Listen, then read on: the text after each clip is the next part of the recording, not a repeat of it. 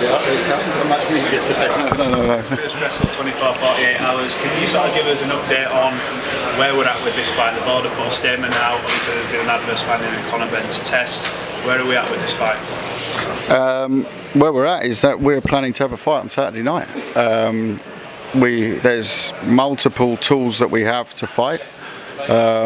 We've received pretty much the same statement that has been put out, was written to us this morning. So from Team Eubank's side, we've just received a letter saying that they can't sanction it, and that's not the event, but that specific fight, and that's on the basis of it not being in the interest of boxing. That's it. There's no reference to anything else. So it's something that obviously our legal teams are looking at the moment and discussing with the legal team of the board. That's something which I'll find out when I've left this media workout where we're at.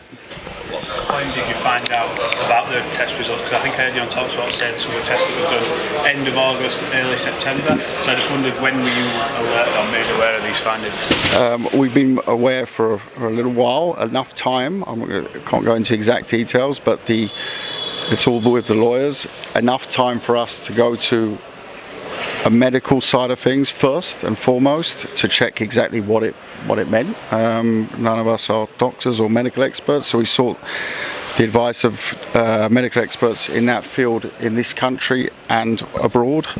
That was then discussed internally, and here we are today. That's all I can really say to that. How long have you been advising how long it would take to obtain a B sample if we got these results a few weeks ago or some time ago? That's a question for Team Ben. For us, it's we can only go until this morning. We can only go with the British board stuff, and that is based solely on UCAD. Now, there's a lot of priors on that. There's a lot of precedents on that, and the UCAD tests have been negative.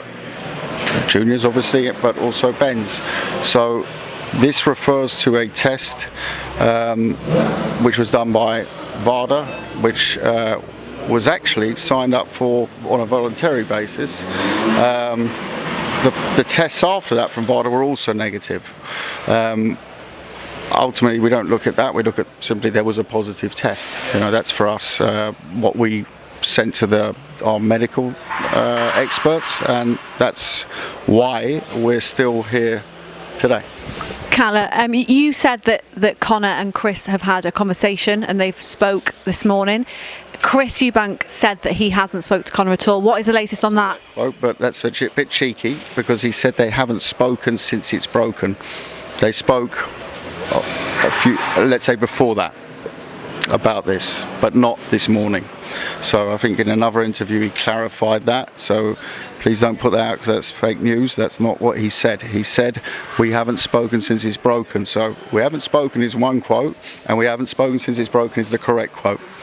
Now that the fight is potentially off, we're not sure if it goes ahead, is Chris Eubank still going to try and make weight? That's a point we will discuss at the press conference tomorrow.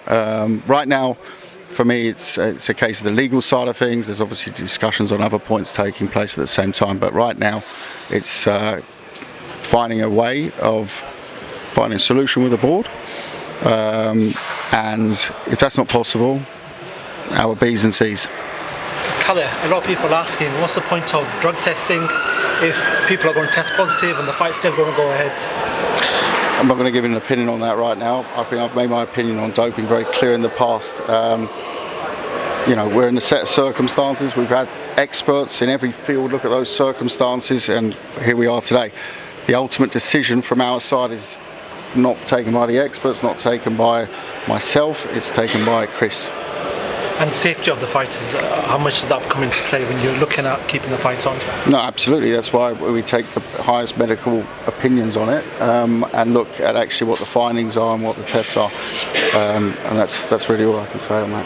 Kalle, mentioning kind of the safety of the fighters, obviously there's been a strong reaction online. when you look at kind of Eubank Senior's concerns in the build-up to this over the weight, and then you look at Eubank Senior at Watson, what happened there, Ben McClellan, obviously some travesties and tragedies in those fights. Does that not kind of put a bad mark on the sport? I'm here to discuss the sport today, on what we're trying to put on this weekend. I don't want to talk about the past, I want to talk about the facts right now, because that's why I'm standing here, to give you the facts. That's all I can talk about right now, is the facts of what is right now. So if say you're looking at the fight for this weekend, are there any kind of provisions in place, say if Eubank can't fight Ben, is there anybody else who's being looked at as maybe a step-in and a replacement opponent? No, absolutely not. Kalle, what's Eubank's mood right now? Is he feeling still confident that the fight's going ahead, and also is he quite annoyed by what's the mood in the camp? Look, I obviously haven't been with Chris this morning. I've been in a boardroom full of lawyers. I've seen as much of him as you've seen of him. I did speak to him on the phone briefly on the way up here, and he's, I said, look, is it changed since it's broken? He said, no, absolutely not. I'm coming to work out. I'm not doing that for fun. And it's down to a little bit out of his hands. So that part we are addressing. Let's say the fight goes ahead and then the result goes against Eubank Jr. Do you think there'll be a bit of resentment there? Obviously the fight went ahead. That's a question for him, not for me.